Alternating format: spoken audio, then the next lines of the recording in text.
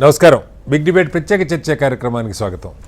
అమరావతిని ఆంధ్రప్రదేశ్ రాజధానిగా చట్టంలో ఒక ఏర్పాటు చేస్తూ 2014 ఏపీ రీఆర్గనైజేషన్ యాక్ట్లో ఉన్నటువంటి సెక్షన్ 5 క్లాస్ 2లో ఒక మార్పు చేశారు. ఇక మీదట అమరావతి ఆంధ్రప్రదేశ్ రాజధానిగా జూన్ 2, 2024 నుంచి ఏదైతే 10 ఏళ్ళు హైదరాబాద్ ఉమ్మడి రాజధాని ఉంటుందో దాని తర్వాత నుంచి అమరావతి రాజధానిగా కొనసాగేటువంటి బిల్లు ఈరోజు పార్లమెంట్లో లోక్సభలో ప్రవేశపెట్టబడింది.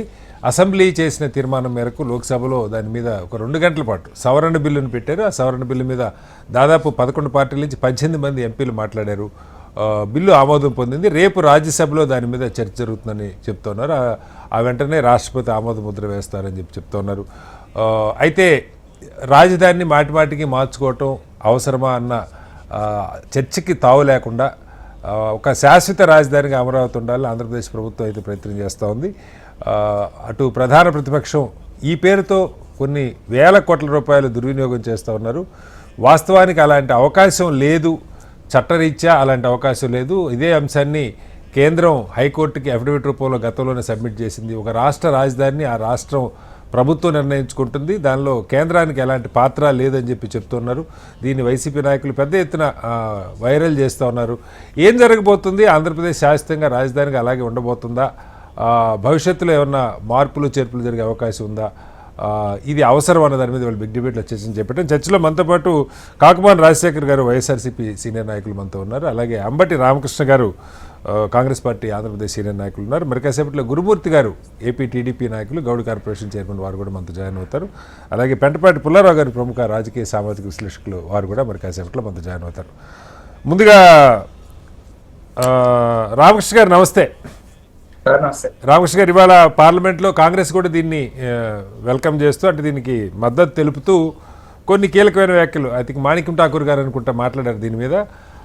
ఆయన చెప్తున్నది ఏంటంటే పెద్ద ఎత్తున నిధులు ఇచ్చి ఆంధ్రప్రదేశ్ కొత్త రాజధానికి కేంద్రం ఆదుకోవాలని.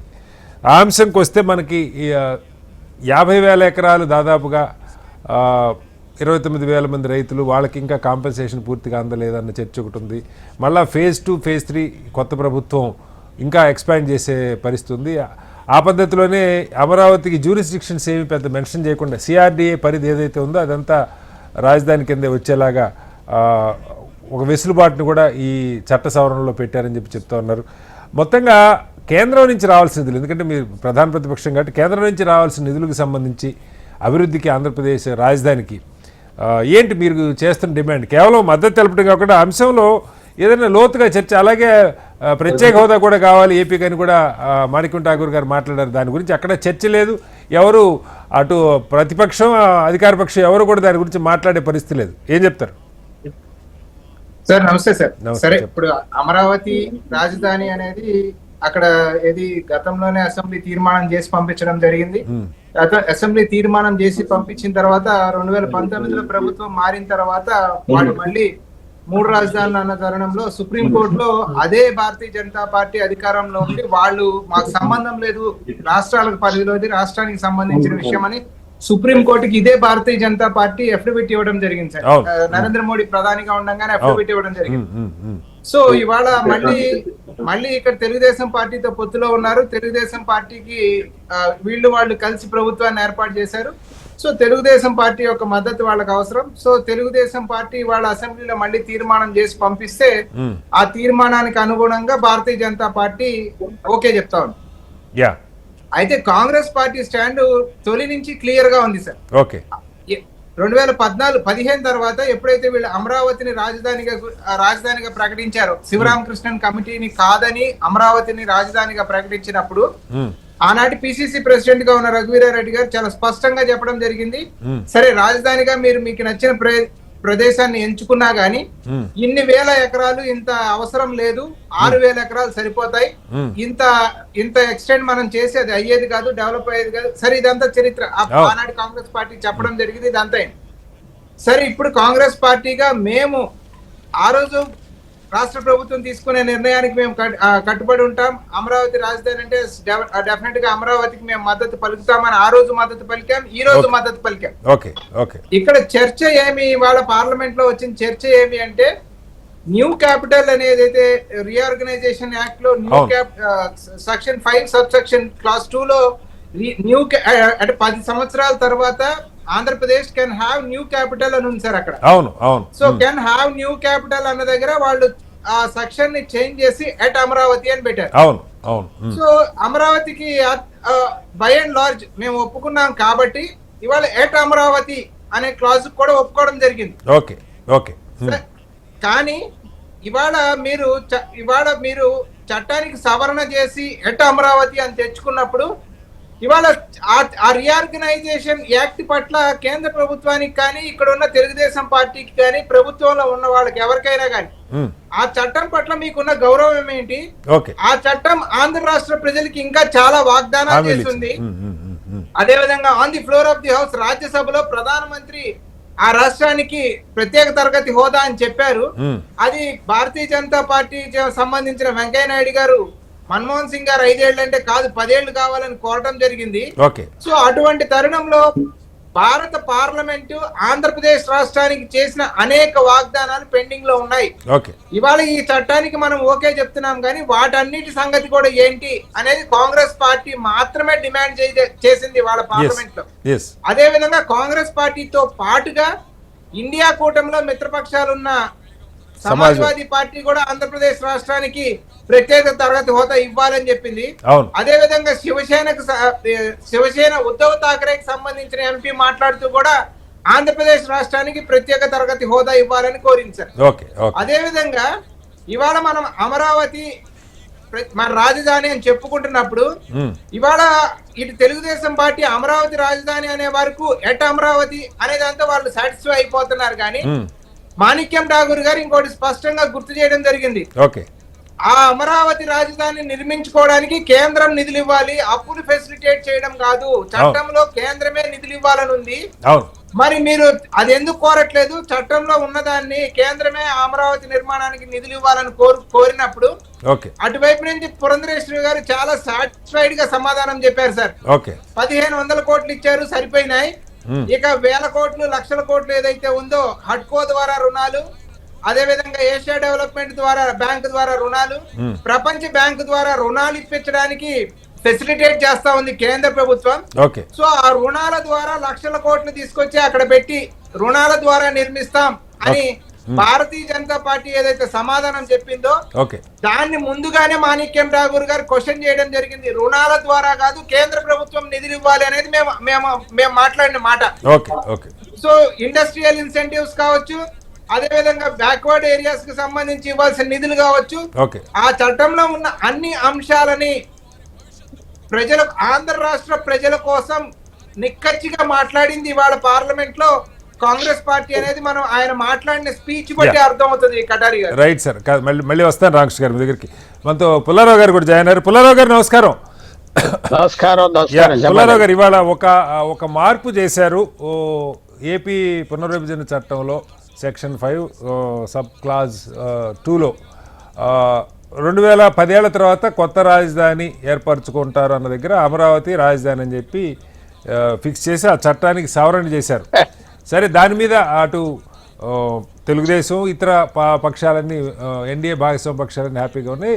కాంగ్రెస్ దాన్ని వెల్కమ్ చేస్తూనే నిధులు కావాలని కోరింది. వైసీపీ నాయకులు ఒక వ్యాఖ్య చేశారు, ఈ రూపంలో ఈ సవరణకి మేము సంసిద్ధం కాదు, ఈ ఫామ్లో అమరావతికి మేము సంసిద్ధం కాదని మిథున్ రెడ్డి గారు మాట్లాడి వాళ్ళు సభ నుంచి వాకౌట్ చేయడం జరిగింది.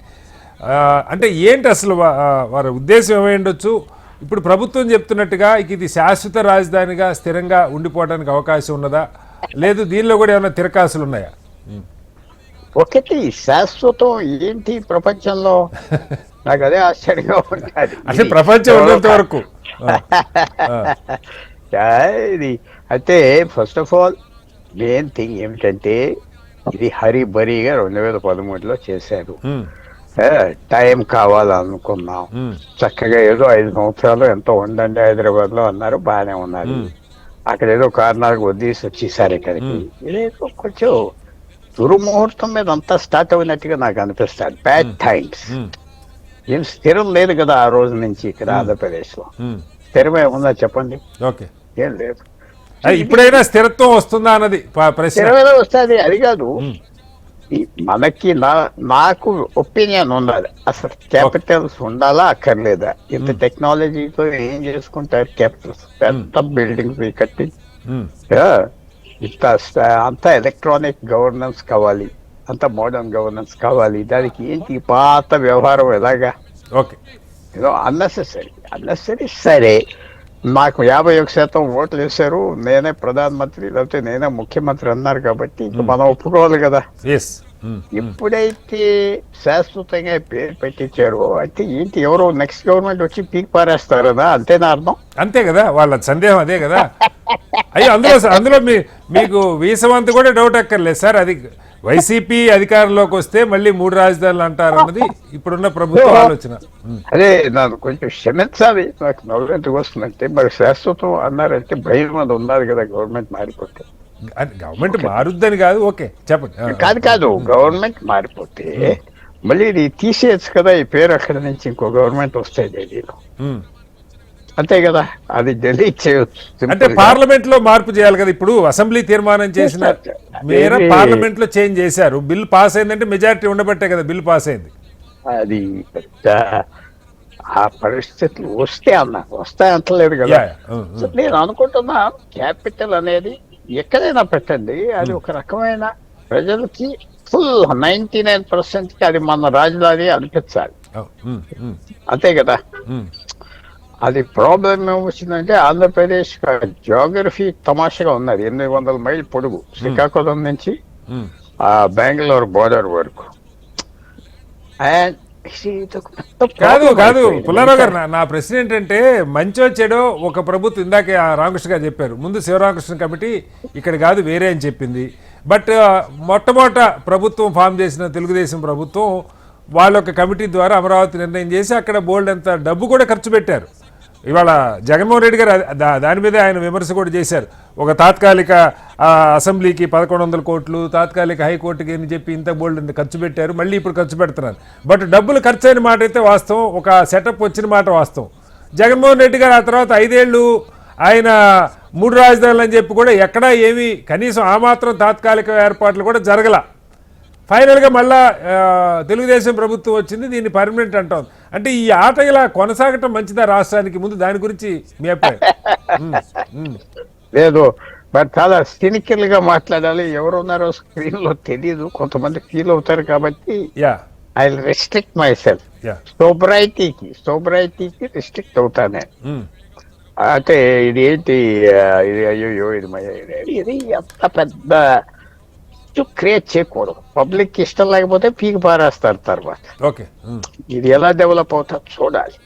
ఇది కొత్త క్యాపిటల్ తయారు చేయటం, కొత్త సిటీ తయారు చేయటం ఇండియాలో ఇది ఫస్ట్ టైం. మీకు కొత్త రాష్ట్రాలు వచ్చింది ఉత్తరాఖండ్, ఛత్తీస్గఢ్, అలాగే జార్ఖండ్. అది కోరారు మేము వెళ్ళిపోతామని, అది కోరారు. అక్కడే చిన్న రాజధానులు ఏర్పడ్డాయి, నడుస్తున్నాయి. వాళ్ళకి ఆ ఏరియాస్ కి వేరే ఎప్పటి నుంచో హిస్టారిక్ సిటీస్ ఉన్నాయి. Ranchi, Uttarakhand Dehradun, or Nainital, second capital కూడా ఉన్నది అక్కడ, ఆర్ ఛత్తీస్గఢ్ కి రాయ్పూర్. ఆటోమేటిక్ గా అక్కడికి వచ్చేసి ఆ 3 స్టేట్స్ కి ఎక్కువ రిసోర్స్ వెల్త్ కూడా ఉన్నది.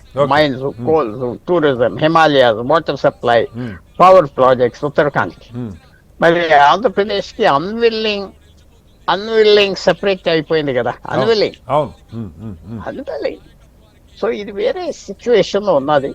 అప్పుడు అది కూడా చెప్తున్నా, అప్పుడు కాంగ్రెస్ గవర్నమెంట్ గురించి కాదు, అది గబగబా చేశారు, తొందరగా చేశారు, ఏదో ఎలక్షన్ రివార్డ్ వస్తుందని కుదరలేదు. అప్పుడే కొద్దిగా చేయవలసింది, చేయటానికి టైం లేదు కదా. అంటే వాళ్ళు ఏమంటారంటే టైం ఇచ్చాం కదా, మీరు టెంపరీ క్యాపిటల్ 10 సంవత్సరాలు ఉంచుకోవచ్చు హైదరాబాద్ లో అన్నాం కదా అన్నారు. అది కరెక్టే, దే హ్యావ్ గివెన్ టైం. అది ఉపయోగించుకోలేదు. ఏదైనా ఇది ఎలా వచ్చిందంటే మీరు నాతో అంగీకరిస్తారు అనుకుంటున్నా, చెప్పండి. ఇంకో గవర్నమెంట్ వస్తే ఇది పీకేస్తారని భయంతో ఇది పెట్టారు, అంతే కదా. ఏ గవర్నమెంట్ అన్నా రానివ్వండి, భవిష్యత్తులో ఇప్పుడు ఎవరు శాశ్వతం కాదు. రాజధాని అయితే శాశ్వతం, పార్టీలు శాశ్వతమా, ప్రభుత్వాలు శాశ్వతంగా, రాజధాని అయితే శాశ్వతంగా ఉండాలని కోరుకుంటాం కదా ఎవరైనా.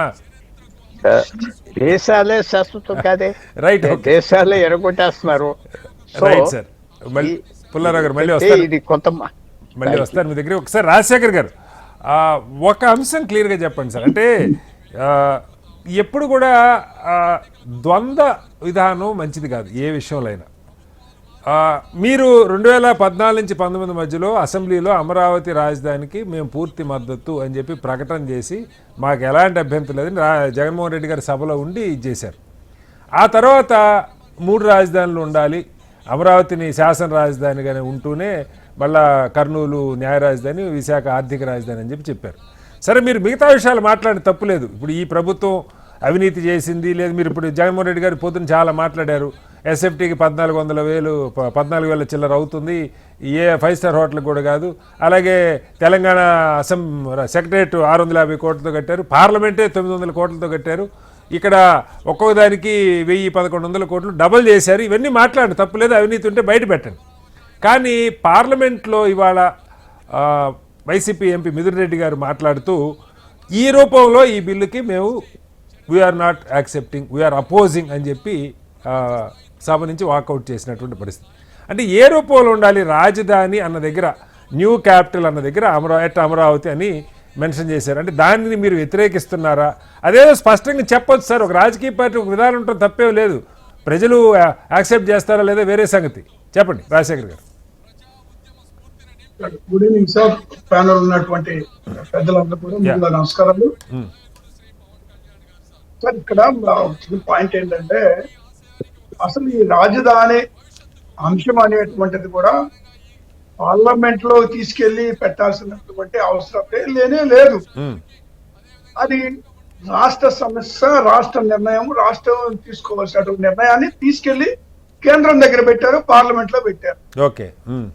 ఇదే ఒకవేళ నిజంగా దీనికి చట్టబద్ధత పార్లమెంట్ లో అయితేనే చట్టబద్ధత ఉంటది అనుకుంటే, మరి చంద్రబాబు నాయుడు గారు 7 సంవత్సరాలు ముఖ్యమంత్రిగా ఉన్నారు. గతంలో 5, ఇప్పుడు 2. వాళ్ళు అప్పుడు కూడా ఇదే సెటప్ తోటి కూటమి అధికారం ఉంది కదా, అప్పుడు ఉంది, ఇప్పుడు ఉంది.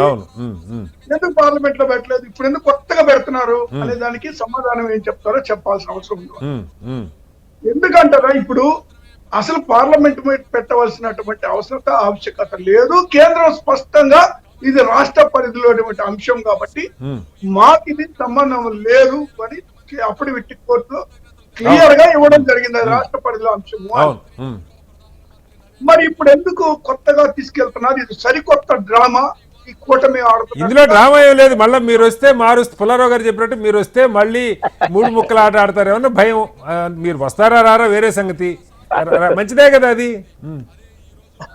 సార్, ఇప్పుడు మళ్ళీ అసెంబ్లీ తీర్మానం చేసి మళ్ళీ పెట్టుకోవచ్చు, అదేం పెద్ద సమస్య కాదు. నేను అదే అడుగుతున్నా, మీరు దానికోసమే ఉన్నారా అని అడుగుతున్నా.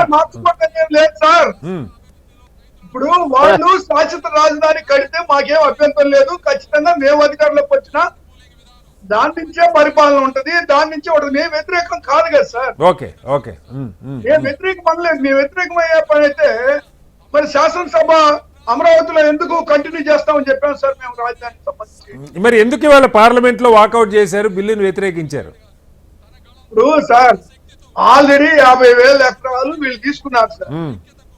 50,000 ఎకరాలు తీసుకొని ఇంతవరకు దాని గురించి అతిగతి లేదు. రైతులకి ఏదైతే ఇచ్చారో హామీలు నెరవేర్చింది కూడా లేదు. ఏదైతే కౌలు ఇస్తా ఉన్నారో పూర్తి స్థాయిలో రైతులకి ఇచ్చింది లేదు. అసలు నిర్మాణం అనేటువంటిది ఎలాంటి నిర్మాణం చేపట్టలేదు. వాళ్ళు కేవలం వచ్చిన వరద నీళ్లు తోడుకోవడం, చెట్లు నరుక్కోవడం, ఈ కార్యక్రమానికే సరిపోయింది వాళ్ళకి. అక్కడి నుంచి వచ్చి ఇదే రాజధాని నిర్మాణానికి ఏది 50,000 ఎకరాలకి నిర్మాణానికే, ఏది ఇన్ఫ్రాస్ట్రక్చర్ కే మరి ఆ రోజు చంద్రబాబు నాయుడు గారు స్పష్టంగా ఏది 14 అధికారంలోకి వచ్చిన తర్వాత 1,10,000 కోట్ల రూపాయలు కేవలం ఇన్ఫ్రాస్ట్రక్చర్ కే, రోడ్లకు గాని, కాలువలకు గాని, కరెంటుకు గాని, ఇలాంటి ఇన్ఫ్రాస్ట్రక్చర్ కి మాత్రమే మరి 1,10,000 కోట్లు కావాలి అని కేంద్రానికి లెటర్ పెట్టాడు. ఇప్పుడు ఈయన పెట్టేటువంటి మరొక 50 మొత్తానికి ఇప్పుడు మళ్ళీ 50 ఎకరాలకు అదనంగా చేరుస్తున్నారు. మరి మొత్తం 1,00,000 ఎకరాలకి 2,20,000 కోట్ల రూపాయలు వీళ్ళు కోరిన విధంగానే ఇన్ఫ్రాస్ట్రక్చర్ కే సరిపోతాయి. ఇక నిర్మాణాలకు సంబంధించి ఇంకెన్ని లక్షల కోట్లు కావాలా, ఎక్కడి నుంచి తీసుకొస్తారు? చంద్రబాబు నాయుడు గారు ఏమైనా హెరిటేజ్ కంపెనీ నుంచి తీసుకొచ్చి పెడతారా, లేకపోతే పవన్ కళ్యాణ్ గారు తీసుకొచ్చి సినిమా కాదు సార్, నేను మిమ్మల్ని ఏమంటున్నానంటే రాజశేఖర్ గారు, నేను మిమ్మల్ని అడిగేది ఏంటంటే, ఇప్పుడు మీరు ఇక్కడ నా డిబేట్లో మాట్లాడుతున్న మాటలే పార్లమెంట్లో మాట్లాడుతూ, అయ్యా అమరావతికి మేము ఓకే, ఆ బిల్లు మాకు అభ్యంతరం లేదు, అమరావతి రాజధాని, బట్ ఇవన్నీ ఎలా జరుగుతాయి, కేంద్రం డబ్బులు ఇవ్వండి, లేదు ఆయన్ని తగ్గించుకోమనండి, ఇంత దుబారా ఖర్చు చేయడం కానీ ఇవి మాట్లాడొచ్చు కదా, ఎందుకు వాకౌట్ చేశారు? నా ప్రశ్న అది సార్. ఇప్పుడు కేంద్రంలో ఉన్నటువంటి ప్రభుత్వం ఎవరు, ఇక్కడ ఉన్నటువంటి ప్రభుత్వం ఎవరు, ఎవరు ఎన్ని మాట్లాడినా వాళ్ళు బిల్లులు పాస్ చేసుకొని వెళ్ళిపోతారు. కరెక్టే. జరిగే కార్యక్రమం. తర్వాత వచ్చేసి ఈ ఏదైతే రైతులు ఈ మధ్య కాలంలో మీరు స్పష్టంగా చూస్తా ఉన్నారు కదా, రైతులు వచ్చి బయటకు వచ్చి ఉద్యమం చేయడం, గొడవలు చేయడం, ఎంతమంది సోషల్ మీడియాలో ఏ విధంగా అమరావతి రైతులు గగ్గోలు పెట్టింది చూసాం. ముందు మేము ఇచ్చిన పొలాలు అయ్యే చూడండి, మూడు పంటలు పండేటువంటి భూముల్ని బీడు భూములుగా మార్చిన పరిస్థితి ఉంది గతం దాదాపు 7 సంవత్సరాలు. వాళ్ళు ఉన్న అధికారంలో, మళ్ళీ మేము ఉన్నటువంటి అధికారంలో 5 ఏళ్ళు, మరి వాళ్ళు ఎంత ఇబ్బంది పడ్డారు ఈ 12 ఏళ్ళు రైతులు. అలాంటి పరిస్థితుల్లో మరి వాళ్ళు ఏమి మరి చెయ్యకుండానే మళ్ళీ 50,000 ఎకరాలు వాళ్ళు కాదు సార్, నేను అంటుంది ఏంటంటే రాజశేఖర్ గారు, నేను అంటుంది ఏంటంటే, వాళ్ళు 5 ఏళ్ళు పరిపాలించిన తర్వాత మీరు అధికారంలోకి వచ్చారు, వాళ్ళు అవినీతి చేశారు, ఇక్కడ పెద్ద ఇన్సైడర్ ట్రేడింగ్ జరిగింది, ఈ మాటలన్నీ మీరు మాట్లాడారు, ఏ ఒక్కటి ఎస్టాబ్లిష్ చేయలేకపోయారు. అట్లానే అక్కడ ఉన్న రాజధానిని నిర్మించి కనీసం ఇదే శాశ్వత రాజధాని, ఇక్కడి నుంచే ఇక అవసరం లేదు, ఇప్పుడు కట్టిన టెంపరీ అన్న అసెంబ్లీనే పర్మనెంటు, టెంపరీ అన్న సెక్రటరీ పర్మనెంటు, మీరు ఎలాగ అక్కడి నుంచి పరిపాలన చేశారు? ఆ మాట మీరు వాళ్ళ ఫైనల్గా ఇప్పుడు కట్టినవేమో టెంపరీ అవుతున్నాయి, మళ్ళీ మీరు అవినీతి గురించి మాట్లాడుతున్నారు, కానీ మీరు అధికారంలో ఉన్నప్పుడు ఏం చర్యలు తీసుకోవాలా? ఇప్పుడు పార్లమెంట్లో దీన్ని అపోజ్ చేస్తున్నాం అనడం ద్వారా వైసీపీ అమరావతి రాజధానికి వ్యతిరేకం అన్న మాట కావాలనే వెళ్ళాలనుకుంటున్నారా, లేదు ఎలా అర్థం చేసుకోవాలి? సార్, ఇప్పుడు మేము అమరావతికి వ్యతిరేకం కాదు అని మనకి చెప్తానే ఉన్నాం. ఓకే, కానీ ఏ విధంగా నిర్మాణం చేపడతారు? మీరేదో మాటకి చేపడతా ఉంది, 7 ఏళ్ళు మీరు అధికారులు ఉన్నప్పుడు ఇటుకరాయి పెట్టినోళ్ళు ఇప్పుడు కొత్తగా మీరు చేసేదేంటి, మళ్ళీ ప్రజల్ని నమ్మబలికే ప్రయత్నం చేస్తా ఉన్నారు అనేటువంటి మాట మేము అడుగుతున్నాం సార్. ఇప్పుడు మేమేదో వ్యతిరేకిస్తున్నాము లేకపోతే మా మీద చెప్పడం కాదండి, వాళ్ళు ఏం చేశారో చెప్పమంటున్నాం మేము. అమరావతి కొరకు 7 సంవత్సరాలు వాళ్ళ అధికారంలో ఉన్నప్పుడు ఎందుకు ఒక ఇటుకు పెంచలేకపోయారు, ఎందుకు నిర్మాణాలు జరగలేదు? 7 సంవత్సరాలు పట్టిందంటే ఇప్పుడు హైదరాబాద్ లో సెక్రటరీ మరి ఎంతలో కట్టారండి వాళ్ళు? 600 కోట్లు 700 కోట్లు, లేదంటే దేశ రాజధాని ఢిల్లీలో ఎంతవరకు కట్టారండి? ఎంత 1000 కోట్ల రూపాయలు, 900 కోట్లు. వీళ్ళు ఎన్ని కోట్లు పెట్టి చేస్తారు? 2 లక్షల కోట్లు పెట్టి వీళ్ళు నిర్మాణాలు చేసి అడ్డగోలుగా అవినీతి చేయడానికి వాళ్ళు ఒక పూనుకొని మరి వాళ్ళు చేసే కార్యక్రమానికి మమ్మల్ని సమర్థించమంటారు. వారి నిర్మాణాలు చేపట్టమనండి. వాళ్ళు ఎన్ని లక్షల కోట్లు ఖర్చు పెడతారో. ఇప్పుడు కేంద్రం ఇవ్వదు, కేంద్రం అప్పు తెచ్చుకోమంటది, అదే కేంద్రం ఇవ్వదు, వాళ్ళు అడగరు, మీరు అడగరు, ఎవరు అడగరు. అప్పులు ఎవరు? ఇప్పుడు కేంద్రం ఇప్పుడు వీళ్ళు అప్పులు చేస్తున్నారు సార్, అప్పులు తీసుకొచ్చినటువంటి వాటి ఎవరు కట్టారు? ప్రజలే కట్టాలి కదా, కేంద్రం చేతులు ఎత్తేస్తుంది కదా. మేము హామీ ఉంటామని తప్పితే మేము ఆ డబ్బులు మేము కడతామని చెప్పట్లేదు కదా, మేము ఇస్తామని చెప్పట్లేదు కదా. కాబట్టి మెయిన్ పాయింట్ ఒకటే సార్, ఈ అమరావతి అంశం అసలు పార్లమెంట్ లో పెట్టాల్సినటువంటి అవసరమే లేదు, అది రాష్ట్రపతి అంశం. ఒకవేళ అలాగే చట్టబద్ధత కావాలంటే ఇక్కడ కౌన్సిల్ లో కూడా పెట్టాలి కదా, కౌన్సిల్ లో కూడా పెట్టి కౌన్సిల్ తీర్మానాన్ని కూడా తీసుకోవాలి కదా స్టేట్ గవర్నమెంట్ లో.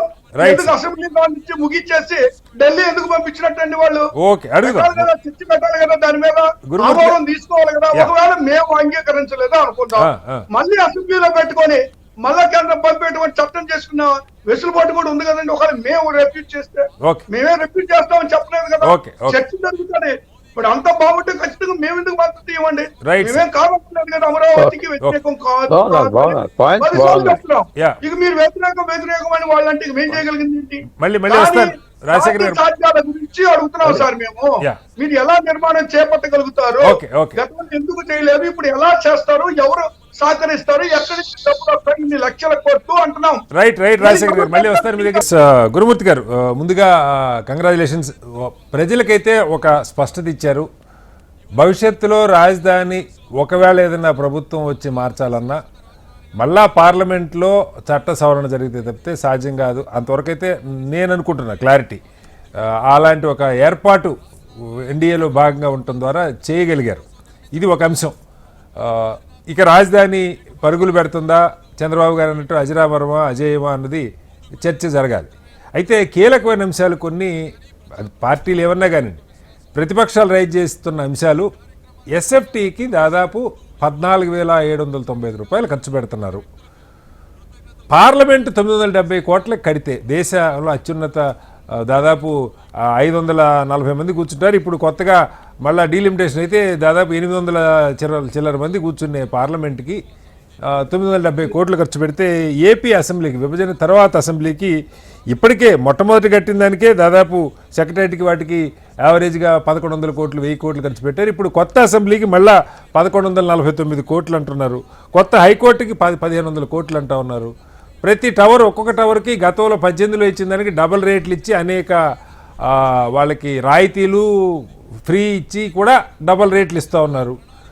ఇది డబ్బులు ప్రజాధనం కదా అన్నది ఒక అంశం.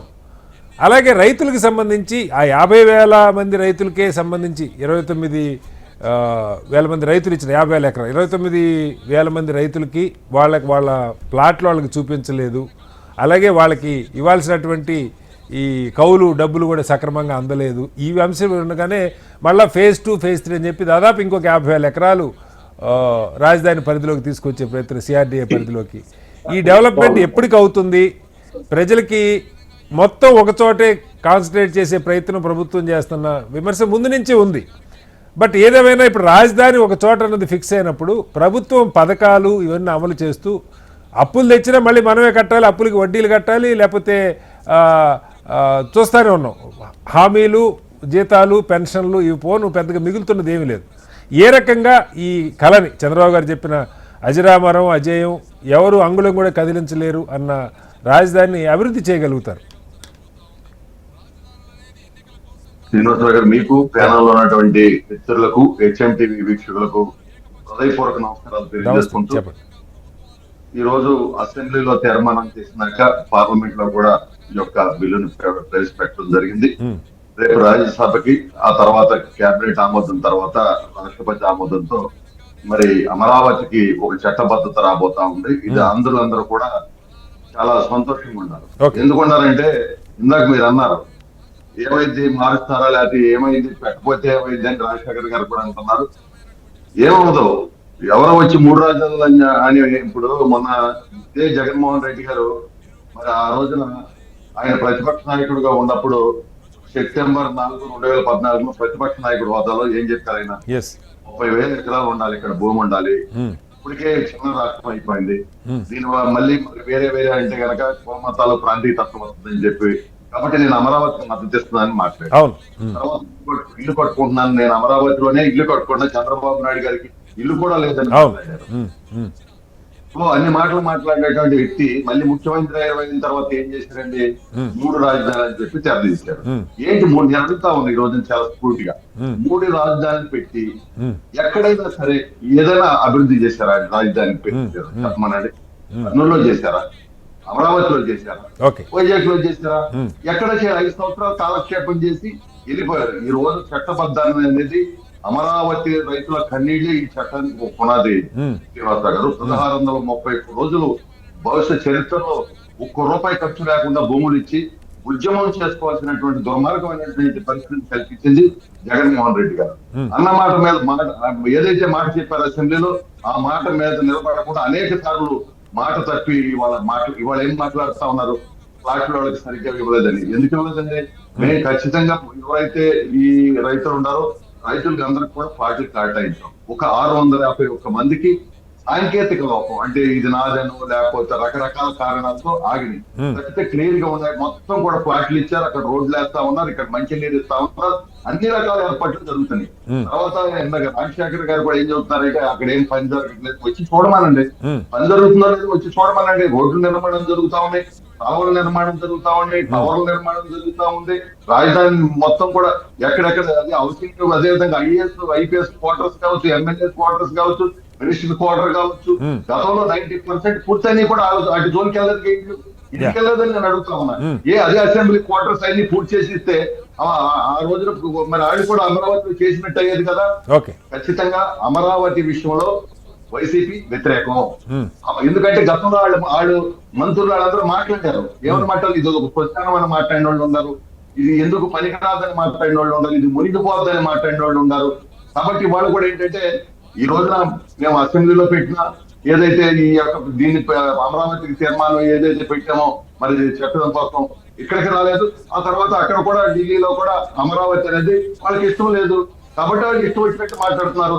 అంతేగాని ఇవాళ నేను అడుగుతా ఉన్నా, ఇవాళ ఏదైతే విశాఖపట్నంలో మరి అక్కడ ఆ విధంగా ఎందుకు కట్టినట్టు దాని మీద కొండ మీద ఎందుకు కట్టుకున్నారండి? కాదు సార్, మీరు కరెక్ట్ గా కోట్ చేశారు గురుమూర్తి గారు. వాళ్ళు దాని మీద బోల్డ్ అంత డబ్బు తగలేశారని చెప్పి మీరు భారీగా విమర్శ చేశారు. ఇప్పుడు ఇవాళ ఇక్కడ ఈ ఒక్కొక్క టవర్కి యావరేజ్గా 5 టవర్లు, ఆ టవర్లది యావరేజ్గా స్క్వేర్ ఫీట్కి 14,795 రూపాయలు ఖర్చు పెడుతున్నారు మీ ప్రభుత్వం అని చెప్పి జగన్మోహన్ రెడ్డి గారు మాట్లాడుతున్నారు. అది నిజమా? 4,500 కంటే ఒక 5,000 కంటే ఎస్ఎఫ్టీ ఎంత పెద్ద 5 స్టార్ హోటల్ కట్టినా కాదని ఆయన చెప్తా ఉన్నారు. నిజంగా ఎస్ఎఫ్టీకి 11,000 నుంచి 14,000 ఖర్చు అవుతుందా గురుమూర్తి గారు? సార్ నేను ఒక విషయం అండి, ఆయన మాట్లాడితే జరిగేది కాదు. ఇవాళ అమరావతి రాజధాని చాలా చక్కగా నిర్మాణం చేసుకుంటా ఉన్నాం. ఆయన అన్ని అబద్ధాలే చెబుతా ఉన్నారు. ఏం చెబుతున్నాడు? పార్లమెంట్ కి 970 కోట్లు అన్నారు, 1,200 కోట్లు ఆయన ఖర్చు పెట్టారు. తెలంగాణలో 11,440 కోట్లు అయితే 615 కోట్లు అని ఆయన చెప్తా ఉన్నాడు. ఆయన ఎక్కువ నోటుకు వచ్చినట్టు మాట్లాడుతా ఉన్నాడు. దానికి మేమేం చెప్పారు చెప్పండి? ఈ రోజు ఒకటే చెబుతున్నాం, హోదా చేసిన వాళ్ళు రంగులు వేసారు 2,000 కోట్లు. ఎవరైనా ఇచ్చినట్టండి? బొమ్మలు వేసుకున్నారు సంఘాల మీద. ఎవరి కోసం ఇచ్చారండి 750 కోట్ల రూపాయలు? అదేవిధంగా పాస్ పుస్తకాల మీద 20 కోట్లు ఎవరు చెప్పి చేశారండి? ఇవన్నీ ఇది వృధా కాదండి. ఇవాళ మేము వృధా చేశారంటారంటే ఒక మంచి రాజధాని కట్టుకోవాలి, కొన్ని సంవత్సరాల పాటు ఉండాలి.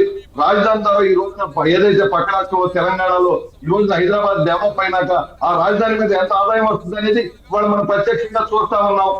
ఇక్కడ కూడా మాకు మంచి రాజధాని కావాలని మేము కోరుకుంటున్నాం. పక్కన ఉన్నటువంటి హైదరాబాద్ ఏదైతే డెవలప్ అయిందో మన సోదర రాష్ట్రం తెలంగాణ రాష్ట్రం, అదేవిధంగా మేము కూడా ఇక్కడ ఉన్నటువంటి రాజధాని డెవలప్ చేయడం ద్వారా, అదేవిధంగా ఇక్కడ ఒక పరిశ్రమలు రావడం ద్వారా ఇక్కడ బిడ్డల భవిష్యత్తు కోసం ఈ రోజున మేము కూడా బాగుండాలని కోరుకుంటున్నాం. ఇందులో తప్పే ఉందండి. ఇవాళ వైసీపీ విధానం చూసినట్టయితే వాళ్ళకేంటంటే మీరు కోరుకోవడంలో తప్పేమి లేదు గురుమూర్తి గారు. మీరే కదా రాష్ట్రం అంతా అదే కోరుకుంటారు, కానీ అన్ని డబ్బులు ఎక్కడి నుంచి తేగలుగుతారు? చంద్రబాబు గారు చెప్పిన ఫిగరే కదా, ఈ ఒక గొప్ప రాజధాని కట్టాలంటే 1,00,000 కోట్లు అవుతుందని ఆయనే చెప్పారు. ఏది రైతులు భూములు పూలింగ్లో ఇచ్చినా కూడా ఇవాళ దాన్ని 50,000 ఎకరాలు కాస్త 1,00,000 ఎకరాలు చేశారు. ఆ మేరకు అనుకున్న మేరకు ప్రజల్ని రైతుల్ని ఆ డెవలప్మెంట్ తీసుకొచ్చి సాటిస్ఫై చేయగలుగుతారన్నదే ప్రశ్న. సార్ ఖచ్చితంగా మీరు చూడండి, ఎందుకంటే ఈ రోజున అమరావతి రాజధాని అనేది, ఎందుకంటే అమరావతి జిల్లాలో ఉన్నటువంటి భూమి ఏదైతే ఉందో దాని ద్వారా కూడా ఇవాళ ఆదాయం వచ్చేటువంటి పరిస్థితులు ఉంది. గతం వేరే రాజధానిలా కాదు, ఇక్కడ కొంత ఆదాయం వస్తుంది. ఖచ్చితంగా చంద్రబాబు నాయుడు గారి విజన్తో రాజధానిని పూర్తి చేయటమే కాకుండా భవిష్యత్ తరాలు ఎవరు కూడా ఏలు పెట్టకుండా చేసే విధంగా చేస్తారు. దీంట్లో ఎలాంటి నమ్మకం లేదు. ఇది 5 కోట్ల ఆంధ్రుల యొక్క ప్రజల కళ, వాళ్ళ యొక్క ఆలోచన విధానం. అదే విధంగా వాళ్ళందరూ కోరుకుంటున్నారు ఆ రాష్ట్రం బాగుండాలి, ఇక్కడ అమరావతి బాగుండాలనేది. ఖచ్చితంగా జరిగిద్ది. ఎందుకంటే ఇవాళ భూములు ఇచ్చినటువంటి రైతులు ఎవరైతే ఉన్నారో ఆ రైతులకు పూర్తి స్థాయిలో న్యాయం జరుగుతుంది. మా మొదటి ప్రయారిటీ వాళ్ళందరూ కూడా చక్కగా రోడ్లు నీళ్లు ఇచ్చి వాళ్ళకి డెవలప్డ్ ప్లాట్ ఇవ్వాలి. వాళ్ళకి ఏదైతే ప్లాట్ అలాట్ చేస్తున్నారో అది డెవలప్ చేసి ఇవ్వాలి. ఫస్ట్ ప్రయారిటీ ఆ విషయం మీదే ఉందాం. ఖచ్చితంగా దానికి కట్టుబడి ఉండాలి. ఎందుకంటే రైతులు నీ పొద్దున ఇవ్వకపోతే ఖచ్చితంగా మమ్మల్ని కూడా అంటారు, మేము కూడా మాట్లాడాల్సి వస్తుంది. కాబట్టి రైతులతో మాట పడకుండా మేము పూర్తి స్థాయిలో వాళ్ళకి న్యాయం చేస్తాము. అదే విధంగా మిగిలిన భూమి ఉంది, ఆ భూమి ద్వారా ఈ యొక్క అమరావతి రాజధానికి కావాల్సిన నిధులు వస్తాయి. చంద్రబాబు నాయుడు గారి యొక్క తెలివితేటలతో మొత్తం అమరావతి అనేది మళ్ళీ చరిత్రలో ఏదైతే దేవతల రాజధాని చెప్పుకుంటున్నామో ఇంకొక అంశం కూడా గురుమూర్తి గారు, మీరు చెప్పింది జరగాలని అందరం కోరుకుందాం. అయితే ఇంకొక ప్రశ్న, దాదాపు 12 ఏళ్ల తర్వాత ఇవాళ పార్లమెంట్లో ఈ విభజన చట్టం మీద మళ్ళీ చర్చ జరిగింది. సవరణే అనుకోండి, సవరణ మీరు కోరుకున్న సవరణే. మీ కూటమిలో మీ మద్దతు మీద ఆధారపడ్డ ప్రభుత్వం అక్కడ నడుస్తూ ఉంది. కనీసం సందర్భం వచ్చినప్పుడు అన్నా సరే, అయ్యా ఇది రాష్ట్రం మమ్మల్ని విభజించారు, 10 ఏళ్ళు వెనకబడ్డాం, రాజధాని కోసమే తంటాలు పడ్డాం, గందరగోళం జరిగింది, డెవలప్మెంట్ అనుకున్నంత కావట్లేదు. ఇందాక మనం మాట్లాడుకున్న ప్రత్యేక హోదానో లేదు కొన్ని నిధులో ఉత్తరాంధ్ర రాయలసీమకి బుందేలు తరహా ప్యాకేజో ఒక్క నాయకుడు కూడా దాని గురించి అదే విభజన చట్టంలో పెట్టినవి కొన్ని పార్లమెంట్ సాక్షిగా అప్పటి ప్రధాని ఇచ్చినటువంటి హామీలు, ప్రత్యేక హోదా హామీ చట్టంలో పెట్టింది బుందేలు తరహా ప్యాకేజీ ఉత్తరాంధ్రకి రాయలసీమకి దాదాపు 25 నుంచి 30 వేల కోట్ల రూపాయలు ఆ ప్రాంతాల అభివృద్ధికి రావాలని. వేటి గురించి మాట్లాడకుండా వాళ్ళు అప్పిస్తే ఆ అప్పుకి గ్యారంటీ మాత్రం కేంద్ర ప్రభుత్వం ఉంటుంది. అప్పు మనమే కట్టాలి, దాని మీద వడ్డీ ఉంటే వడ్డీ మనమే కట్టాలి. అది నాకు తెలిసి ఒక 15,000 కోట్లు 20,000 కోట్లకో గతంలో ఒకసారి వాళ్ళు హామీ ఉండి ఇప్పించారు. బట్ ఫర్దర్గా ఇప్పుడు మీరు అనుకునే డెవలప్మెంట్ జరగాలి, మీరే చెప్తున్నారు రోడ్లు వేస్తున్నాం. వీటన్నిటికీ డబ్బులు ఎక్కడి నుంచి వస్తాయి? ఎందుకు కేంద్రంని ఇలాంటి సందర్భం వచ్చినప్పుడైనా నోరు తెరిచి గట్టిగా అడగలేకపోతున్నారు గురుమూర్తి గారు? శ్రీనివాసరావు గారు, వాస్తవమే గతంలో మరి ఏదైతే విభజన హామీ చట్టంలో ఉన్నటువంటి అంశాలు ఏవైతే ఉన్నాయో వాటి గురించి గతంలో అనేక సందర్భాల్లో మాట్లాడుతున్నాం. ఈ రోజున ఒక విషయం ఏంటంటే, ఇవాళ అధికారంలో ఉన్నటువంటి ఈ కూటమి ప్రభుత్వం, కేంద్రంలో ఉన్నటువంటి బీజేపీ ఇవాళ మాకు పూర్తి స్థాయిలో సహకారం చేస్తా ఉన్నారు. ఇవాళ మాకు నిధుల విషయంలో చూసుకున్నట్టయితే దాదాపుగా 1,00,000 కోట్ల పైచీలకు ఇవాళ నేషనల్ హైవేకి డబ్బులు ఇవ్వడం జరుగుతా ఉంది. అదే విధంగా ఇవాళ నరేగాలో చూసుకున్నట్టయితే దాంట్లో ఇవాళ గత 5 సంవత్సరాల్లో మరి నరేగా ద్వారా 1000 కిలోమీటర్లు కూడా సిమెంట్ రోడ్లు ఇలా. ఈ రోజు మేము వచ్చినటువంటి 20 నెలల్లోనే దాదాపుగా 5,000 కిలోమీటర్లు వేసాం. గత ప్రభుత్వం 9,000 కోట్ల నిధులు దారిపడేసి ఈ రోజున 11,200 కోట్ల రూపాయలు స్థానిక సంస్థలకు ఇచ్చాం. ఈ డబ్బులన్నీ కూడా ఈ విధంగా మాకు అన్ని రకాలుగా పూర్తి స్థాయిలో సహకారం ఇస్తాను. రాజశేఖర్ గారు వస్తాను. మాట్లాడి గురుమూర్తి గారు. ఈ విధంగా పూర్తి స్థాయిలో కేంద్ర ప్రభుత్వం మాకు కావలసినటువంటి నిధులన్నీ కూడా ఈ రోజున మాకు ఇస్తా ఉంది. సార్ మీరు చెప్పిన గురుమూర్తి గారు, హైవేలైనా నరేగా అయినా దేశం అంతా ఇస్తున్నాయి కదా సార్. మన కోసం ఇప్పుడు ఏపీ వరకు హైవే ఒక ముక్క వేయరు కదా, పైనుంచి వచ్చేది కిందకి పోతుంది, మధ్యలో మనం ఉంటాం. అంతకుమించి ప్రత్యేకంగా అంటే మనకి రావాల్సినవే చట్టంలో ఉన్నవే 12 ఏళ్ళు అయింది, ప్లస్ మీ మద్దతు మీద ఆధారపడి ఉంది. ఇలాంటప్పుడు కూడా ఉత్తరాంధ్రకి రాయలసీమకి ఆ బుందేలు కడతారా ప్యాకేజో లేదు పరిశ్రమలకి కొన్ని రాయితీలు ఇలాంటివి కూడా ఇప్పుడు కూడా అడగలేదనేది ఆవేదన, అంతకంటే ఏం లేదు. ఖచ్చితంగా సార్, ఎందుకంటే ఇప్పుడు మేము ఈ రాష్ట్రంలో 5 సంవత్సరాలు వైసీపీ ప్రభుత్వం పరిపాలించిన తర్వాత ఇక్కడ ఖజానా ఎక్కడ ఏమి రూపాయి లేదు, అన్ని అప్పులు చేశారు, వ్యవస్థలను అప్పులు చెల్లిపోయారు. ఈ రోజున ప్రభుత్వం నడుస్తా ఉందంటే కేంద్రం మాకు పూర్తి సహాయ సహకారం అందిస్తా ఉంది. వాళ్ళ యొక్క సహకారంతోనే వాళ్ళు ఏ శాఖ నుంచి పనిచేసినా కూడా అది పూర్తి స్థాయిలో కేంద్రం మేము ఎప్పుడు నిధులు అడిగినా కూడా ఇవాళ విశాఖ స్టీల్ ప్లాంట్ విషయం కావచ్చు, అదే విధంగా రైల్వే జోన్ విషయం కావచ్చు, అదే విధంగా ఇవాళ రాజధానిలో నిధుల విషయం కావచ్చు, ఇట్లా అదే విధంగా పోలవరం కావచ్చు. ఇవాళ పోలవరం రేపు గోదావరి పుష్కరాలకు ముందకి ఆ యొక్క పోలవరాన్ని పూర్తి చేయాలనే దీంతో ముందుకెళ్తా ఉన్నా. ఈ విధంగా అన్నింటికి కావాల్సిన నిధుల్ని ఇవాళ కేంద్ర ప్రభుత్వం ఇస్తా ఉంది. ఎందుకంటే గతంలో మీకు కూడా తెలుసు, ఆ రోజున ప్రత్యేక హోదా విషయంలో కానీ అవన్నీ కూడా ఏ విధంగా పోరాటం చేసాం, ఏ పార్టీ ఏం చేసింది అనేది కూడా మీకు ఒక అవగాహన ఉంది. ఈ రోజు మరి మేము ఈ రోజున కూటమి ప్రభుత్వంలోకి వచ్చిన తర్వాత మరి ఇవన్నీ కూర్చొని మాట్లాడుకున్న పెదప మీకు ఏ నిధులు కావాల్సిన ఇచ్చే బాధ్యత మాదని చెప్పి గౌరవ ప్రధానమంత్రి మీరు ఏ నిధులు కావాలని ఇచ్చే రాజధానికి అప్పిస్తే మళ్ళీ ఏ నిధులు కావాలన్నా మీకు ఇచ్చే బాధ్యత మాదని మీరు అంటున్నారు. ఖచ్చితంగా ఇస్తారు సార్. ఇప్పుడు ఇచ్చారు. ఇక అన్ని శాఖల డిపార్ట్మెంట్లకు సంబంధించి వాళ్ళు ఏ జరిగినా కూడా చేస్తా ఉన్నారు. అవసరమైతే అమరావతి కూడా మళ్ళీ తీసుకుంటాం. ఎందుకంటే ఖచ్చితంగా అమరావతిని పూర్తి చేయాలంటే ఖచ్చితంగా కేంద్రం కూడా పూర్తి స్థాయిలో సహకరిస్తారని మాట ఇచ్చారు కాబట్టి మేము ఈ రోజున ఆ విధంగా ముందుకెళ్తామని తప్పితే మేము ఎక్కడ కూడా మేము ఏ విషయంలో కూడా వెనక్కి తగ్గట్లేదు. ఎందుకంటే వాళ్ళు మాకు అడిగిన 10 రూపాయలు ఇస్తున్నారు కాబట్టి వాళ్ళ బ్రహ్మాండంగా మేము ముందుకు వెళ్తున్నాం. రైట్ సార్, మళ్ళీ వస్తాను గురుమూర్తి గారు. రామకృష్ణ గారు, కేంద్రం సహాయ సహకారాలు పూర్తిగా ఉన్నాయి, హైవేలకు నరేగాకో లేదు పోలవరంకో ఎంత అడిగితే అంత ఇచ్చేస్తున్నారు కాబట్టి ఆ సహకారం ఉంది కాబట్టి పెద్దగా మిగతా విషయాలు ప్రస్తావన చేయట్లేదు అన్నట్టుగా గురుమూర్తి గారు చెప్తున్నారు. నిజంగా ఆ రకంగా జరుగుతుందా సార్? ఒకటి సార్, నరేగా విషయం ఎత్తారు కాబట్టి చెప్తున్నా. నరేగాకు సంబంధించి గతంలో 90% నిధులు కేంద్రం ఇవ్వాలి, 10% నిధులు రాష్ట్రాలు పెట్టుకోవాలి. దాన్ని 60-40 చేసిన తర్వాత కూడా మాకు నరేగా నిధులు వస్తున్నాయంటే ఇంకొక 3 నెలలు ఓపిక పడితే నరేగా నిధులు ఏ రకంగా వస్తాయని అది క్లియర్ గా అర్థమవుతుంది సార్. ఎందుకంటే ఈ ఏప్రిల్ వరకు ఉన్న బకాయిలు ఈ ఏప్రిల్ తర్వాత కొత్త చట్టం అమల్లోకి వస్తుంది కాబట్టి 3 నెలల తర్వాత అర్థమవుతుంది నరేగా విషయం ఏంటి అనేది. దాని పేరు కూడా మారిపోయింది, ఇక నరేగా కూడా కాదు, ఏదో విపిజి రామ్జీ అని పెట్టుకున్నారు, మనందరికి నరేగా అలవాటు అయిపోయింది. సార్ పేరు మార్చారు కానీ బట్ రాష్ట్రం నిధులపైన ఆధారపడి ఉన్నాం. ఆ రాష్ట్రానికి నిధులు ఏ రకంగా వస్తాయి 60-40 చేసిన తర్వాత అసలు ఆ నరేగా అనే స్కీమ్ ఆంధ్రప్రదేశ్ రాష్ట్రం ఉన్న పరిస్థితిలో నడపగలుగుతుందా లేదా అనేది చూద్దాం సార్. తర్వాత ఇవన్నీ పక్కన పెడితే నిన్నగాక మొన్న చంద్రబాబు నాయుడు గారు స్పష్టంగా మాట్లాడడం జరిగింది. ఏమని, బడ్జెట్ లో వచ్చే రెవెన్యూస్ మొత్తం కూడా జీతభత్యాలు ఇతర కార్యక్రమాలు సరిపోతా ఉన్నాయి. సంక్షేమ కార్యక్రమాలు నడపాలన్నా కూడా నేను అప్పులు తీసుకొస్తే తప్ప సంక్షేమ కార్యక్రమాలు నడపకూడకపోతా ఉన్నాను అని చెప్పారు చంద్రబాబు నాయుడు గారు స్వయంగా. మీరు నేను మాట్లాడింది కాదు, లేకపోతే మనం బడ్జెట్ అనాలిసిస్ చేసి చెప్పింది కాదు, చంద్రబాబు నాయుడు గారు చెప్పింది. సో సంక్షేమ కార్యక్రమాలు వాగ్దానం చేసిందే వాళ్ళు నడపలేని పరిస్థితిలో ఉన్నప్పుడు ఇవాళ టెండర్లు స్పష్టంగా రాష్ట్ర ప్రభుత్వం టెండర్లు పిలిచిన అంకెలు సార్. కేంద్రం హైవేస్ కి 23 కోట్లు పర్ కిలోమీటర్ అంటే వీళ్ళు 53 కోట్లు పర్ కిలోమీటర్ టెండర్లు పిలిచింది.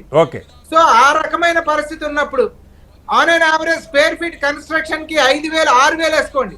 బట్ వీళ్ళు ఇవాళ టెండర్లు పిలిచింది 14,500 రూపాయలు పర్ స్క్వేర్ ఫీట్. ఈ లెక్కలన్నీ కట్టినప్పుడు రాష్ట్రంలో సంక్షేమ కార్యక్రమాలు నడపడానికే డబ్బులు లేని పరిస్థితుల్లో ఉన్నప్పుడు ఇవాళ 1,00,000 నుంచి 2 లక్షల కోట్ల రూపాయలు ఏ రకం సార్ అమరావతి వద్ద నా రాజధాని ఏర్పాటు చేశారు. రేపటి నుంచి మ్యాప్ లో ఆంధ్రప్రదేశ్ రాష్ట్రం రాజధాని అంటే ఒక చుక్క పెడతారు అమరావతి, సంతోషం. కానీ దాన్ని ఫిల్ఫిల్ చేసి నిలబెట్టడానికి ప్రపంచంలో ఎక్కడా లేని విధంగా ఒక ప్రజాస్వామ్యంగా ఎన్నిక కాబట్టి ఒక ముఖ్యమంత్రి రాజధాని మొత్తాన్ని నిర్మించడం, ఇన్ఫ్రాస్ట్రక్చర్ మామూలుగా కోర్ క్యాపిటల్ జోన్ ఏదైతే ఉందో అది మనం ప్రభుత్వం తయారు చేస్తే మిగతా అంతా దానంతటా అది విస్తరించాలి. ఇవాళ గమనించండి సార్, ఇన్ని వేల ఎకరాలు అంటే దాదాపు 1,00,000 ఎకరాల దగ్గర తీసుకెళ్తున్నప్పుడు మైగ్రేషన్ ఆఫ్ పాపులేషన్ కూడా ఇంపార్టెంట్ కదా. ఇవాళ వచ్చిన ప్రతి ఇండస్ట్రీ ఎక్కడికి పోతా ఉంది, విశాఖపట్నానికి పోతా ఉంది. ఇవాళ ఇక్కడికి ఇంత మటుకు ఒక సరైన ఇండస్ట్రీ వచ్చింది లేదు, సరైన సాఫ్ట్వేర్ కంపెనీ వచ్చింది లేదు. ఉద్యోగస్తులు రావాలి, ప్రజలు వలస రావాలి. విజయవాడలో ఉండేవాడా గుంటూరులో ఉండేవాడా అమరావతికి వెళ్తాడంటే వాడికేమో వెరీ నియర్ యాక్సిస్, వాడి ఇక్కడ విజయవాడ నుంచి కాపురం విడిచిపెట్టి గుంటూరు నుంచి కాపురం విడిచిపెట్టి అమరావతి దాకా వెళ్లాల్సిన పరిస్థితి లేదు. సో జనావాసం అక్కడికి ఎట్లా మైగ్రేట్ అవుతారు అనే దానికి సమాధానం రావాలి కదా. పైగా సార్ సరే 2016లో మోడీ గారు శంకుస్థాపన చేశారంటే సరే 10 ఏళ్ళు హైదరాబాద్ ఉమ్మడి రాజధాని, 10 ఏళ్ల తర్వాత కొత్త రాజధాని అప్పుడు 10 ఏళ్ల ముందు చేసింది వదిలేద్దాం అనుకుంటే 2024 తర్వాత 10 ఏళ్లు గడిచిపోయిన తర్వాత కూడా నరేంద్ర మోడీ గారు వచ్చి శంకుస్థాపన చేశారంటే ఇదే మన రాజధాని అనేది నరేంద్ర మోడీకి కూడా నమ్మకం లేదా ఇవాళ పార్లమెంట్ లో చట్టం చేసేదాకా? అది తెలియకుండానే దేశ ప్రధాని వచ్చి శంకుస్థాపన చేసి వెళ్ళిపోయాడా? సమాధానం చెప్పాలి కదా సార్. కాదు ఒకటి చెప్పండి. ఇప్పుడు మీరు అన్నారు అంటే దాదాపు ఇప్పుడు ఈ 1,00,000 ఎకరాలు నేను చదివిన వార్తలు బట్టి సుమారుగా 720 స్క్వేర్ కిలోమీటర్ల ఏరియా వస్తుందని.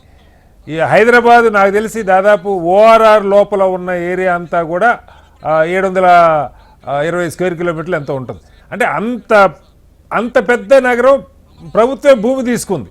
ఇప్పుడు ఈ 1,00,000 ఎకరాలు దానిలో పరిధిలోకి వస్తే దాదాపు 40-50 గ్రామాలు మొత్తం మండలాలు కలిసిపోయిన పరిస్థితి. ఇదంతా అంటే ప్రభుత్వం ఇన్ఫ్రాస్ట్రక్చర్ బిల్డ్ చేసి మళ్ళీ ఇక్కడ ఈ భూముల్లో ఉన్న రైతులకి డెవలప్డ్ ప్లాట్లు ఇచ్చి కంపెనీలకి లేదా విద్యా సంస్థలకి ప్రభుత్వ కార్యాలయాలకి స్థలాలు ఇచ్చి అది ఊహ బాగానే ఉంది. కానీ రాకేష్ గారు దానికి అదే ఈ డబ్బులు ఇప్పుడు ఒక 20,000 కోట్లు ఎంతో కేంద్రం బ్యాంకుల నుంచి అంతర్జాతీయ బ్యాంకుల నుంచి వాటి నుంచి అప్పు ఇప్పించింది. ఫర్దర్గా ఎలా ముందుకెళ్తుంది సార్? ఇప్పుడు అమరావతి రాజధాని అనేది ఒక చర్చ, తర్వాత ఇది ఎలా రాజధాని అవుతుంది అనేది ఇప్పుడు రెండో భాగం చర్చ సార్. తర్వాత ఇంకొక విషయం, ఇవాళ జగన్మోహన్ రెడ్డి గారు మాట్లాడుతూ ఆయన ఏం చెప్పారంటే ఆయన స్పష్టంగా మాట్లాడడం జరిగింది, అసెంబ్లీ ద్వారా తీర్మానం చేస్తే ఒక రాజధాని ఏర్పడినప్పుడు మళ్ళీ అసెంబ్లీ ద్వారా ఇంకొక తీర్మానం చేసి పంపిస్తే పరిస్థితి ఏంటి అనేది క్వశ్చన్ చేశారు. మళ్ళీ ఇంకొక విషయం కూడా సార్, అసెంబ్లీలు తీర్మానాలు ఇవేమి కూడా వద్దు. ఇప్పుడు మనం కర్ణాటక తీసుకుంటే వాళ్ళకి రెండో అసెంబ్లీ ఉంది బెల్గాంలో, ఒక వింటర్ సెషన్ అక్కడ జరుగుతుంది. సో రేపు ప్రభుత్వం మారిన తర్వాత వాళ్ళు ఏది ప్రాంతాల మధ్య సమతుల్యత తీసుకురావడం కోసం రాయలసీమలో ఒక అసెంబ్లీ ఒక సెక్రటేరియట్, విశాఖపట్నంలో ఒక అసెంబ్లీ ఒక సెక్రటేరియట్ కడతామంటే కేంద్రం వచ్చేమన్నా అడ్డుపడి ఆపగలుగుతుందా? ఎవరిని నమ్మించడం కోసం అంటే రెండో దశ రైతుల దగ్గర నుంచి పొలాలు తీసుకోవడం కోసం ఆ రైతుల్ని నమ్మించి ఇప్పుడు దాకా తీసుకున్న పొలాలు తనఖా పెట్టుకున్నారు, అప్పు తెచ్చుకున్నారు. ఫర్దర్ డెవలప్మెంట్ కోసం లేదా ఫర్దర్ దీనికోసం ఇంకా భూములు కావాలి తనఖా పెట్టుకోవడానికి, డబ్బులు తెచ్చుకోవడానికి, దాన్ని తయారు చేయడానికి. ఇవాళ ఇవాళ మాణిక్యం ఠాకూర్ గారు మాట్లాడింది, కేంద్రం ఇచ్చే డబ్బుతో నిర్మించండి, అప్పులు కుప్పలో అంటే indirect in the other way it means that అప్పులు తెచ్చి కట్టడం అనేది సహజ కరెక్ట్ కాదు. కేంద్రం ఇచ్చే డబ్బుతో కట్టండి అన్నప్పుడు కేంద్రం ఈ డబ్బు ఇచ్చి మళ్ళీ సహకరించి ఈ ఆట మొత్తం ఆంధ్రప్రదేశ్ కి వాళ్ళ ఈ దుర్గతి పట్టింది, ఈ స్థితికి చేరింది అంటే ఈ ఆట మొత్తం కేంద్ర ప్రభుత్వం ఆడిస్తా ఉంటే వాళ్ళతో పొత్తులో ఉండి ఈ రకమైన ఆట ఆడుతా ఉంటే రాష్ట్ర భవిష్యత్తు ఏంటి అనేది మనం దృష్టిలో పెట్టుకోవాలా? చంద్రబాబు నాయుడు గారు నా దగ్గర డబ్బులు లేవు మొర్రో నేను సంక్షేమ కార్యక్రమాలకు అప్పులు చేస్తా అన్నప్పుడు ఈ రాజధానికి ఇంత వాళ్ళేమో అప్పుకు ఫెసిలిటేట్ చేస్తామంటే ఇవాళ చట్టానికి సవరణ కోరినప్పుడు మనకి ఏవేవైతే అనుమానాలు ఉన్నాయో, లేదు కాంగ్రెస్ పార్టీ ఈ చట్టంలో ఇవన్నీ చేసుంటే మేము గట్టిగా ఫైట్ చేసి కొట్లాడిగలు తెచ్చుకుంటామని చెప్తున్నారో ఆ సవరణలన్నీ కూడా ఇవాళ అడిగుంటే ఖచ్చితంగా కనీసం ప్రస్తావించుంటే బాగుండేది రాష్ట్ర ప్రగతి కోసం మద్దతు ఇవ్వడం కోసం. సో ఆ రకమైన అవి అడిగితే నరేంద్ర మోడీ ఇచ్చే పరిస్థితి లేదు, అడిగే ధైర్యం పొత్తులో ఉండి వీళ్ళకి లేదు. ఈ రకంగా రాష్ట్రాన్ని అధోగతి పాలు చేస్తా ఉన్నారు సార్. మళ్ళీ వస్తాను సార్, మళ్ళీ వేరే ఆలోచనే లేదు. రాజశేఖర్ గారు, మీ నుంచి కోరేది ఒకటే, సరే మళ్ళీ భవిష్యత్తులో మీరు వస్తారా, ఏ పార్టీ అయినా రావాలని కోరుకుంటారు, అవినీతి అంతం చేయాలని కోరుకోండి. గత 5 ఏళ్లలో అప్పుడు తెలుగుదేశం ప్రభుత్వం అవినీతి పాల్పడిందని చెప్పారు, మీరేవి నిరూపణ చేయలేకపోయారు. భవిష్యత్తులో అయినా దీని మీద ఫైట్ చేయండి, లేదా ఇప్పుడు ప్రతిపక్షంగా అయినా ఇప్పుడు ఈ స్క్వేర్ ఫీట్ రేట్ ఎంత ఉంది, ఇప్పుడు వారు చెప్పారు హైవేకి కేంద్ర ప్రభుత్వం నేషనల్ హైవేస్కి 23 కోట్లు అయితే 50 కోట్లు ఇక్కడ వీళ్ళు పెడుతున్నారని, వీటి మీద ఫైట్ చేయండి, అభ్యంతరం కాదు. కానీ మళ్ళీ రాజధాని ఈ గందరగోళం 12 ఏళ్ళైనా మీకైనా నాకైనా ఎవరికైనా, అరే రాష్ట్రం ఏర్పడి ఏ దేశంలో ఏ రాష్ట్రం కూడా రాజధాని ఆట అయితే లేదు, ఎక్కడో ఒక చోట స్థిరంగా ఉంటుంది. ప్రజలు మొట్టమొదటి అవకాశం వాళ్ళకి ఇచ్చారు, వాళ్ళు అక్కడ పెట్టారు, దానిలో తప్పొప్పులు మాట్లాడండి. కానీ మళ్ళీ వీటిని ప్రమోట్ చేసి మళ్ళీ అసెంబ్లీ తీర్మానం చేస్తే ఎప్పుడైనా మార్చుకోవచ్చు, కేంద్రంకి రోల్ లేదు, ఈ గందరగోళం పెట్టడం వల్ల రాజకీయంగా మీకెంత మంచిదో కాదో నాకు తెలియదు, కానీ రాష్ట్రానికి అయితే ఏం పెద్ద మంచి జరగట్లేదు. రాజశేఖర్ గారు ఏం చెప్తారు? మీరు ఒక విషయాన్ని గమనించాలి సార్, మేమేమో దీనికి వ్యతిరేకం అని మాట్లాడలేదు, అది విషయాన్ని గమనించాలి.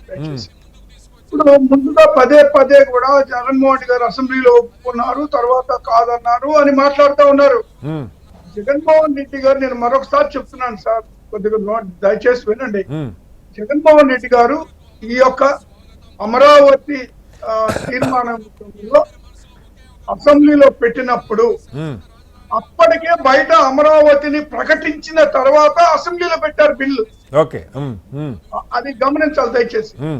పెట్టిన తర్వాత జగన్మోహన్ రెడ్డి గారు ఏం మాట్లాడారు, ఏదైతే రైతుల నుంచి సేకరిస్తున్నారో 3 పంటలు పండేటువంటి భూముల్ని మరి సేకరించడం కన్నా ప్రభుత్వంలో ఏదైతే ప్రభుత్వ భూముల్ని మనం సేకరించగలిగితే బాగుంటది అనేటువంటి మాట స్పష్టంగా చెప్పారు ఆయన.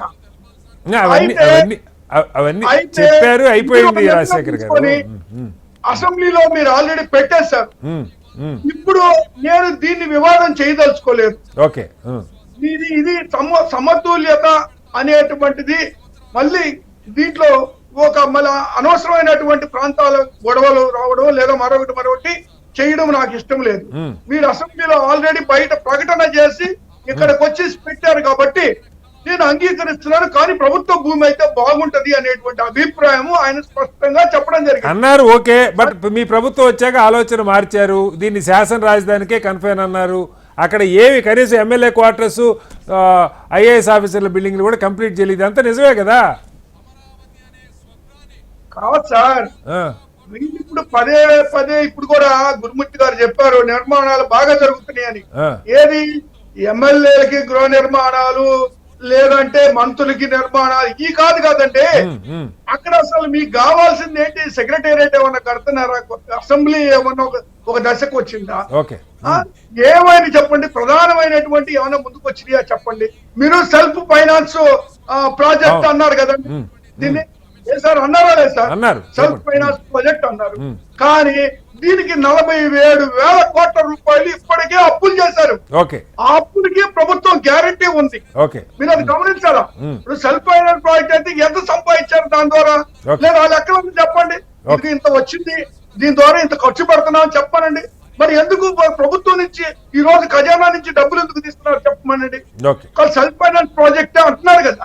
కాబట్టి 47,000 కోట్ల అప్పులు చేయడమే కాకుండా మీరు ఒకసారిగానే చూస్తే చూడండి, మళ్ళీ అందులో మళ్ళీ ప్రభుత్వం గ్యారంటీ ఉంటే ప్రభుత్వం ఖజానా నుంచి 13,000 కోట్లు మంజూరు చేసి అందులో 5,500 కోట్ల రూపాయలు మరి వాళ్ళు మొబిలైజేషన్ బిల్స్ కింద ఇచ్చేసారు.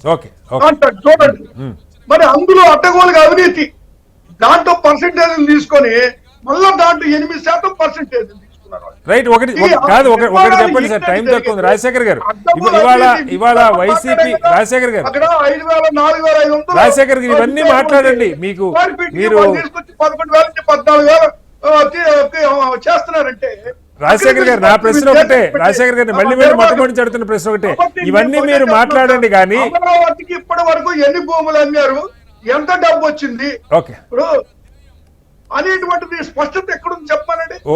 ఒకసారి అప్పులే, అన్ని అప్పులే. ఇప్పుడు 30,000 కోట్ల రూపాయలు ప్రభు అప్పుడు ఉద్యోగస్తులకి ఆయన ఇవ్వాల్సినటువంటి బకాయిలే ఉన్నాయి, ఉద్యోగస్తులకి ఇవ్వాల్సింది. ఒక 5,000 కోట్ల రూపాయలు కట్టి 17 మెడికల్ కాలేజీని రన్ చేయలేని పరిస్థితుల్లో ఈ ప్రభుత్వం ఉండి వాటిని ప్రైవేటైజ్ చేయడానికి పోతారు. ఈ రోజు ఆరోగ్యశ్రీకి 3,000 కోట్ల రూపాయలు ఆరోగ్యశ్రీ కట్టాక ఏం చేస్తాను చెప్పండి.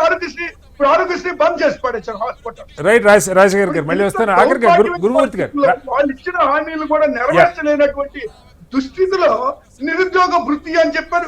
రైట్ సార్, హామీలు అంటే మాట్లాడదాం. కానీ గురుమూర్తి గారు ఆఖరికి ఒకటి చెప్పండి, అంటే కనీసం ఈ 3 ఏళ్లలో ఇప్పుడు డబ్బు ఎక్కడి నుంచి తీసుకొస్తారు? రైట్ సార్, అదే అడుగుదాం. రాజశేఖర్ గారు రాజశేఖర్ గారు లేదా డబ్బులు లేవు, ఇబ్బంది పడుతున్నాము. రాజశేఖర్ గారు అదే అడుగుదాం. గురుమూర్తి గారు, ఈ 3 ఏళ్లలో కనీసం ఇప్పుడు మళ్ళా కొత్త ప్రభుత్వం ఏర్పడేది ఎప్పుడు, అది ఎవరు వస్తారో ఆ చర్చలోకి వెళ్ళట్లా. బట్ మీకు ఈ 3 ఏళ్లు పూర్తి అయితే మీరు 10 ఏళ్ళు రాజశేఖర్ గారు రాజశేఖర్ గారు మళ్ళీ ఇస్తాను, మీకు టైం తక్కువ ఉంది. గురుమూర్తి గారు, ఈ 3 ఏళ్లలో 2 ఏళ్ళు అయిపోయింది, ఇంకా 3 ఏళ్ళు అంటే 10 ఏళ్ళు చంద్రబాబు గారు విభజన తర్వాత రాష్ట్రానికి ముఖ్యమంత్రిగా ఉన్నట్టు, దాని మొత్తం కూడా దాదాపు 9 ఏళ్ళు మీరు కేంద్రంలో అధికారంలో ఉన్న పార్టీతో కలిసి ట్రావెల్ చేస్తున్నట్టు. కాబట్టి ఏం చేస్తారు క్విక్ గా? సార్ ఇవాళ ఒకటే రాజశేఖర్ గారు అడుగుతున్నాడు కదా, ఏం చేస్తారు, ఏంటి ఈ డబ్బులు ఏంటి, మంచి ఏంటి, చెడు ఏంటి అని. ఇప్పుడు 5 ఏళ్ళు అధికారం ఇచ్చారు, రాజధానిని సర్వనాశనం చేసి వదిలేశారు. 3 రాజధానులను ఒక నాటకం తెరదీశారు. ఎక్కడైనా ఒకటి ఇటుకరా చేసేదాన్ని నిర్మాణం చేశారా? అందుకే సార్ ప్రజలు ఇంటికి పంపారు. ఇప్పుడు మేము 3 సంవత్సరాలు చేసి చూపిస్తాం సార్. ఖచ్చితంగా ఏం చేస్తాము, ఎలా చేస్తాం అనేది చూడమనండి. ఇవాళ ఖచ్చితంగా రాజధానిలో ఎంత భూమి ఉంది, ₹1 వచ్చిందా లేదా, లేకపోతే ఏ విధంగా వస్తుంది అనేది చూడమనండి. మళ్ళీ చెబుతున్నాం, ఇవాళ మాకు కేంద్ర ప్రభుత్వ సహకారం ఉంది. ఇవాళ రాజధానిలోనే మాకు భూములు ఉన్నాయి, ఇబ్బంది లేదు, బ్రహ్మాండంగా చేస్తాము. రాజధాని మళ్ళీ భవిష్యత్తులో ఎవరు వచ్చినా కూడా ఎక్కడా కూడా కదలకుండా ఉండే విధంగా చేస్తాం.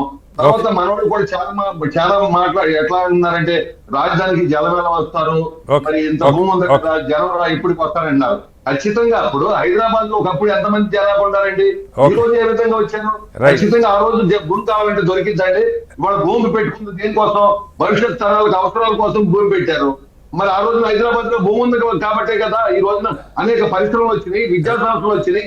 మరి హైదరాబాద్ నగరం ఇవాళ బ్రహ్మాండంగా మరి మంచి ఆదాయం రైట్ గురుమూర్తి గారు. గురుమూర్తి గారు టైం మన్నించాలి, టైం తక్కువ ఉంది. మొత్తంగా అమరావతి ఒక శాశ్వత రాజధానిగా ఉండటానికి ఒక ఏర్పాటు అయితే జరిగింది.